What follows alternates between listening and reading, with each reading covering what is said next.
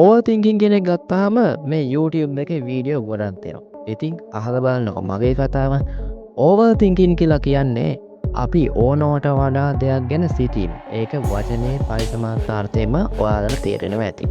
ඉතින් මේ ඕවර් තින්කර් කෙනෙක් ගත්තාම මේක මානසික මට්ටමක් විතරයි. ඕවර් තින්කින් කියන්නේ මානසික රෝගයක් නෙවෙයි. හැබැයි මේක ගොඩාක් මානසික රෝගවලට යන පළවෙනි ස්ටෙප් එක. මොකද ඕවර් තින්කින් කියලා කියන්නේ වචනේ පරිසමාර්ථාර්ථයෙන්ම ගත්තහම ඕනවට වඩා හිතන එක. බොහෝ දුරට එක සිද්ධියක් ගැන කල්පනා කරලා වෙච්ච දේවල් නොවෙච්ච දේවල් දිගට දිගේ චේන් එක වගේ හිතනවා. මේක තමයි ඇත්තටම ඕවර් තින්කින් කියලා කියන්නේ. එක්සාම්පල් එකක් විදිහට ගත්තොත් එහෙම ඔන්න ගර්ල්ෆ්‍රෙන්ඩ් කෙනෙක් ඉන්නවා. ඒ ගර්ල්ෆ්‍රෙන්ඩ් යනවා තමන්ගේ අයියත් එක්ක මාකට් එක. මේක දකින්න බොයි. එතකොට මොකද්ද හිතන්නේ? මේක හිතනවා ඒ ගියේ කවුද? ඒ ගියේ යාගේ අයියාද මල්ලිද? එමෙතන කසින් කෙනෙක්ද? යාළුවෙක්ද? එහෙම නැත්තම් කවුද කියන එක එච්චර හිතන්නේ. හරි. ඒ ගියේ මේකගේ හොර ලව් එකක්. මේකි මට වංචා කරනවා. මේකි මට කොච්චර දේවල් කරයිද ඉස්සරහට අනම්බනන් එයාගෙන් අහන්නේ මේ ප්‍රශ්න අහන්නේ මොකද නේද? සෑහෙන්න හිතෙන් තනිවම විනාඩි 5කට සෑහෙන්න කතාවක් ගොතා ගන්නවා. මේක තමයි ඕවර් තින්කින් කියලා කියන්නේ. අන්තිමේදී ඒක හොයලා බලලා මේ කෙල්ලට මේ ගහලා බැලලා ඉවර වෙනකොට තමයි තේරෙන්නේ මේ ගිහින් තියෙන යාගේ අයියා කියලා. එතකොට වෙන්න ඕනේ ගොඩාක් දේවල් වෙලා ඉවරයි. ඒක නිසා මේ ඕවර් තින්කින් කියලා කියන්නේ තමන්ගේ ජීවිතේට ගොඩාක් බලපෑම් කරන්න පුළුවන් දෙයක්. මොකද ඕවර් තින්කර් කෙනෙක්ව මරන්නත් පුළුවන්, කෙනෙක්ව ජීවත් කරවන්නත් පුළුවන්. ඒ වගේම තමයි මං කිව්වේ ඕවර් තින්කින් කියන එක මානසික රෝග කීපයකම පළවෙනි ස්ටෙප් එක. ડિප්‍රෙෂන් හැදෙන්නේ මුලින්ම ඕවර් තින්කින් වලින්ම තමයි. ඇන්සයිටි හැදෙන්නේ මුලින්ම ඕවර් තින්කින්. ඒ කියන්නේ තමන් යම් දෙයක් සිද්ධ වුණා, ඒ සිද්ධිය පිළිබඳව ඒ කියන්නේ තමන් හොල්මනක් දැක්කොත් එහෙම ඒ හොල්මන මගේ ළඟට එයි, මෙයා මට දහයි, මෙයා මව මරයි කියලා සෑහෙන දේවල් හිතා ගන්නවා. අන්තිමේදී ඇන්සයිටි දත්තට එනවා. ඇත්තටම හොල්මන ගහලා නැහැ. හැබැයි අන්න එහෙම කේස් එකක් වෙනවා. ඒක නිසා මේ ඕවර් තින්කින් කියන එක බොහොම භයානක දෙයක්. ඒ වගේම තමයි මේ ඕවර් තින්කින් කියන එක අපේ ජීවිතේ නන්නස්තරම කරලා දාන්න පුළුවන්. මොකද ඕවර් තින්කින් වලින් තමයි සැකය කියන එකත් පටන් ගන්න. එතකොට පෙම්වතිය ගැන මාර සැකයක් තියෙන්නේ. බොයිෆ්‍රෙන්ඩ් ගැන මාර සැකයක් තියෙන්නේ. දෙමාපියොන්ට ළමයි ගැන මාර සැකයක් තියෙන්නේ. සමහරකට අහනවා අම්මලා තාත්තලා මේ යාළුවෙක්ගේ ගෙදර යන්න කලින් මේ ගිහිල්ලා බොන්න හෙම්පා කියලා කොල්ලන්ට උනක් කියනවා. කෙල්ලන්ට නම් කියනවා මේ එක එක තැන් වගේ shopping කරන්න ඇවිදින්න කරන්න යන්න එපා, ටක් ගාලා ගිහිල්ලා එන්න ඕනේ කියලා. හැබැයි ඇත්තටම ඉන්න කොල්ලෙක් ඉන්න ඌ බොන්නේ නැහැ. හැබැයි ගෙදරින් මේ සැකයි මේ මේක ගිහිල්ලා ඊට වැරදි යාළුවෝ ආශ්‍රය කරලා බීලා එයි කියලා. ඒක ඇත්ත. ඒක එක පැත්තෙන් ගත්තාම දෙමව්පියන්ගේ ආදරේ එහෙම තමයි. හැබැයි ඒක අනිත් පැත්තෙන් ගත්තාම ඒකත් ඕවර් තින්කින් රටාවක් තමයි.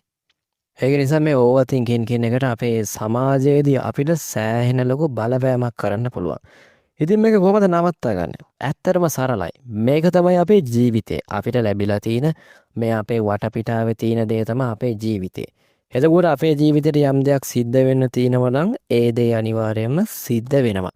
ඒ ගැන අපි හිතලා ඒ ගැන පසුතැවිලා තේරුමක් වෙන්නේ නැහැ. ඉතින් මේ ඕවර් තින්කින් කියන එක නවත්තා ගන්න පුළුවන් සරලවම අපි පොළවේ පය ගහලා ජීවත් වෙන්න ඕනේ. මොකද අපිට පෙම්වතියෙක් ඉන්නවා නම් එයා අපිට රිජෙක්ට් කරනවා, අපිව මේ හොර කරනවා නම් අනිවාර්යෙන් පෙම්වතෙක් ඉන්නවා නම් එයා හොර වැඩ කරනවා නම් ඒ දේවල් එයාට.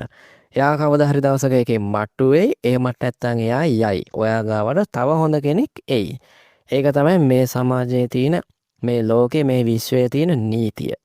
ඔයා වෙච්ච එක සිද්ධියක් ගැන සෑහෙන චේන් එක වගේ හිතා යන එකේ තේරුමක් නැහැ. ඒක නිසා ඕවර් තින්කර් කෙනෙක්ට කරන්න තියෙන සරලම දේ තමයි තමන් මේ ලෝකේ සත්‍ය තේරුම් ගන්න ඕනේ. තමන් මේ ලෝකෙට ආවා නම් අනිවාර්යයෙන්ම යනවා. මේක තමයි මේ ලෝකේ තියෙන සමාජ තත්ත්වය. මිනිස්සු වෙනස් වෙන්න පුළුවන් සහ අපිට අපි හිතන දේ නෙමෙයි සිද්ධ වෙන්නේ. ඒ වගේ දේවල් වෙන්න පුළුවන්. ඒක නිසා මේ ලෝකේ ගතික ස්වභාවය තේරුම් අරගෙන තමන් හොඳ විදිහට ජීවත් වෙන්න. අන්න ඒක තමයි ඕවර් තින්කර් කෙනෙක්ට කරන්න පුළුවන් හොඳම දේ. මොකද අපිට බෑ ලෝකයක් හදන්න, සමාජයක් හදන්න ඉස්සෙල්ලා අපි හැදිලා ඉන්න ඕනේ. අපි හැදුනට පස්සේ පුළුවන් අපිට ඉබේම මේ සමාජයේ ලෝකය ගොඩ දාන්න. හරිද? ඒක නිසා අනිවාර්යයෙන්ම ඕවර් තින්කින් කියන එක නවත්ත ගන්න පුළුවන්. මොකද අපිට යම් සිද්ධියක් සිද්ධ වුණා ඒ දේ වෙලා ඉවරයි. ආයෙතනින් එහාට මේ දේවල් ගැන හිතන්න යන්න එපා. ඔයාට මොකක් හරි ප්‍රශ්නයක් ආවොත් ඔයා ඒ ප්‍රශ්න ෆේස් කරා. එච්චරයි. ඉස්සරහටත් මෙහෙම ප්‍රශ්න එයිද? එහෙම වුණොත් මට කොහොම වෙයිද? ඒ දේවල් අදාළ කරගන්න එපා. ඒ දේවල් ඉස්සරහට එන්න තියෙනවා නම් ඒ දේවල් එයි. ඒන ටයිම් එකට ඔයා ඒකට මුහුණ දෙන්න. මොකද අපේ පරම දේ තමයි සතුට උත්පාදනය කරන එක. මිනිස්සු මේ ලෝකේ හැමදේම කරන්නේ සතුටු වෙන්න.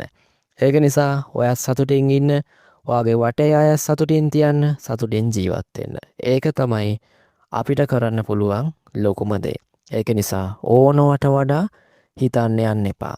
මේක දෙමව්පියොන්ටත් වැදගත්, ඒ වගේම ළමයින්ටත් වැදගත්. මොකද තමන්ගේ ළමයා ශිෂ්‍යත්වයේ පාස් වෙයිද නැද්ද ඒ දේවල් හිතන්න යන්න එපා. කරන්න පුළුවන් උපරිම වැඩ කරන්න. එතකොට ළමයා අනිවාර්යයෙන්ම ඉබේටම පාස් වෙනවා. ඉතින් අද වීඩියෝ එක ගැන ඔයගොල්ලෝ අදහස් මොනවාද? අනිවාර්යෙන් ඒ ගැන පහතින් කමෙන්ට් එකක් දාන්න. ඒ වගේම තමයි මේ වීඩියෝ එක නොදන්න කෙනෙක්ට දැනගන්න ෂෙයා කරන්න, වීඩියෝ එකට ලයික් එකක් දාන්න, අනිවාර්යයෙන්ම සබ්ස්ක්‍රයිබ් කරලා නැත්නම් අපේ සබ්ස්ක්‍රයිබ් කරන්න. අපි තවත් දවසක තවත් වටිනා වීඩියෝ එකකින් ඉක්මනට හමු වෙමු. බයි.